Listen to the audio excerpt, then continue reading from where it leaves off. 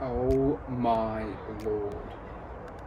That is about as scary as modern day irons get, really, if I'm honest.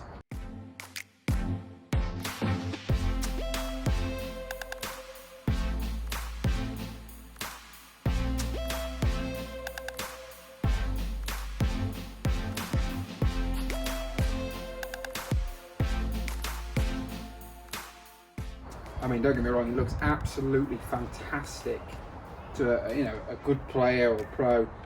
Look down at that, and that is just absolutely gorgeous. Real thin top line, next to no offset whatsoever. And what I mean by that is the shaft is sitting flush with that leading edge. Looks absolutely phenomenal.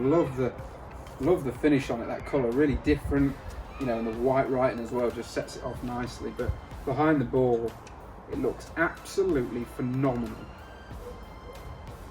I can't wait to hit it.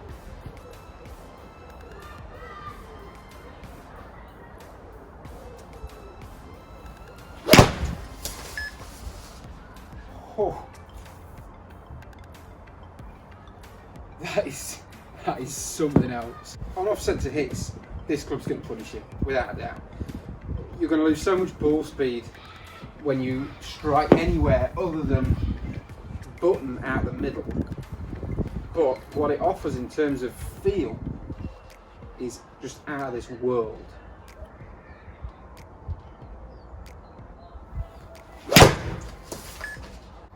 Now I get asked this question a lot. Why would someone choose to play blades over a cavity or kind of muscle type iron, something with that little bit more help?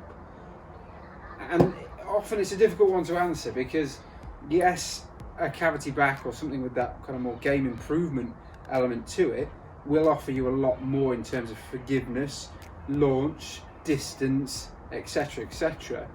But for a good standard player who doesn't desire those kinds of things, who doesn't desire hitting their 7-iron another 10 yards, who wants to have consistency, so not hit their 7-iron 180 yards, but actually hit it 160 yards, but consistently. They know that number is not going to jump around too much. They're going to hit maybe 162, maybe 158, etc, etc. That is what I think a lower handicap golfer or a better player looks more towards that from a set of irons rather than looking for distance and forgiveness. Obviously you've got, with an iron like this, you've got so much more feel as well. The feeling when you make contact out the middle is just, it's uncomparable to a cavity iron. It really is. Don't get me wrong, there's cavity irons out there that feel really good now. I think they've moved on a lot in the last few years, but nothing will get close to this in terms of the feeling when you get that nice sweet centre strike.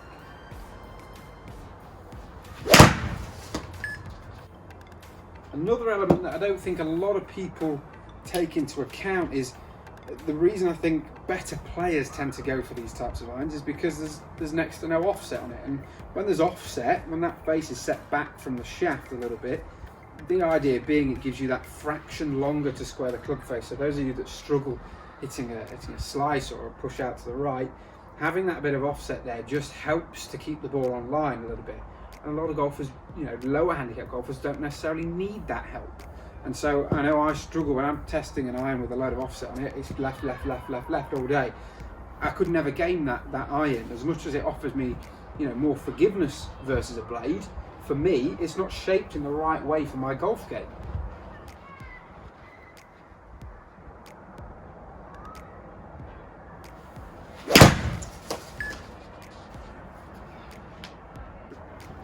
Now there's an argument that the blade as it was doesn't really exist anymore, and that's certainly the case across a lot of manufacturers now. I look towards my set of Mizuno MP20s. That's the most bladed iron that Mizuno now offer.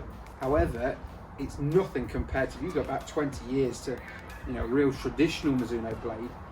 There is way more help in those to my irons versus where they were 20 years ago. So the kind of traditional butter knife blade has kind of disappeared to some degree.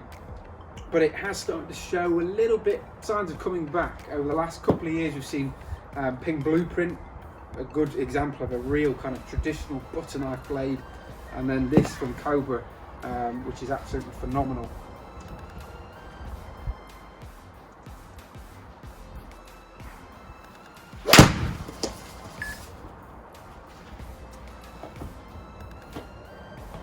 I don't know how it sounds on the audio from the camera, but here it sounds great. And don't forget, sound and feel, they're often similar things. You know, when a player says in a fitting or that this club feels better than another one, what they're referring to, they might think is feel, but actually it's more in the acoustics. You associate the sound that club makes when you make contact as being feel. It's probably not.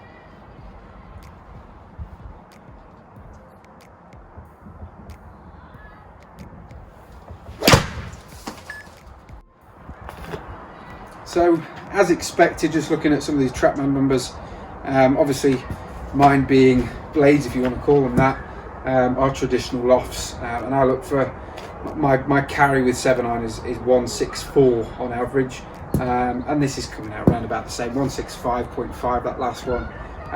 So very, very similar numbers, but the difference being, again, between this and a more kind of cavity iron is that number is going to be hit more consistently. So we're not going to get 150, 170, 160, 180. We're going to get kind of, for me, I look somewhere between 162 and 166 would be ideal.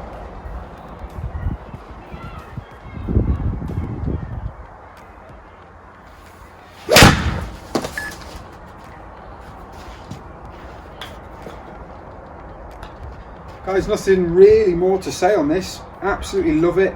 I think the finish on the iron is going to create the most attention from Cobra, and they have released the same finish in the King Forge tech as well, which I think will sell really well. That's going to be more of the iron for kind of handicap golfers, so you get something that looks very similar to that in the bag, but when you look down at it, it's not quite as intimidating, and it's got a lot more help there for off-centre hits. But for players, for real kind of good ball strikers, scratch golfers, pros, this iron will certainly appeal, without a doubt.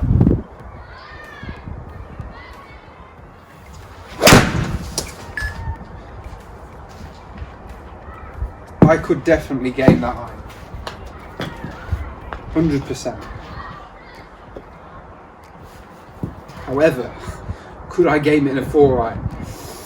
That's a big ask. Obviously, I'm only hitting 7-iron here because we've still got a bit of loft on the club. I've still got that bit of help there. I can't help but feel if I stick a 4-iron down in this same iron, it's going to look very, very scary and potentially not perform as well as my long irons do. Just because it's not got that much help there. It's not got the help in getting the ball up in the air. It's not got that help on off-centre hits.